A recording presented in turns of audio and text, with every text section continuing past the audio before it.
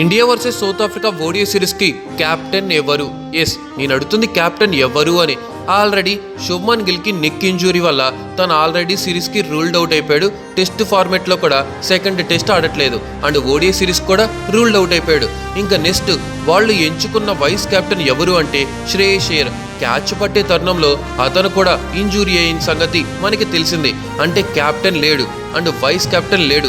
ఇంకా కెప్టెన్గా రోహిత్ శర్మ రావాల్సిందేనా లేక జస్ప్రీత్ బుమ్రాని కెప్టెన్ చేస్తారా అన్నది వేచి చూడాల్సిందే. జస్ప్రీత్ బుమ్రాని కెప్టెన్గా చేసి అక్షర్ పటేల్ని వైస్ కెప్టెన్గా చేస్తారా లేకపోతే మళ్ళీ రోహిత్ శర్మ పార్ట్ టైం కెప్టెన్గా దిగుతాడా అన్నది చాలా పెద్ద క్వశ్చన్ మార్క్గా మారిపోయింది. మీ పాయింట్ ఆఫ్ వ్యూ చెప్పండి. ఇప్పుడు అగైనెస్ట్ సౌత్ ఆఫ్రికాపై జరుగుతున్న ఓడిఐ సిరీస్కి టీమిండియాకి కెప్టెన్గా ఎవరు చేస్తే బాగుంటుంది? జస్ట్ ఇమాజిన్ విరాట్ కోహ్లీ చేస్తుంటే, అది కూడా మన వైజాగ్ గ్రౌండ్లో ఆడుతున్నప్పుడు అంటే రప్ప ఉంటుంది. ఇంకా రోహిత్ శర్మ చేస్తే పిచ్చ పీక్స్ ఉంటుంది అనిపిస్తుంది. కానీ వీళ్ళిద్దరికి ఇచ్చే ఛాన్సెస్ చాలా తక్కువగా ఉన్నాయి. మీ పాయింట్ ఆఫ్ వ్యూ చెప్పండి. ఎవరికి కెప్టెన్సీ ఇస్తారనిపిస్తుందో కామెంట్ చేయండి.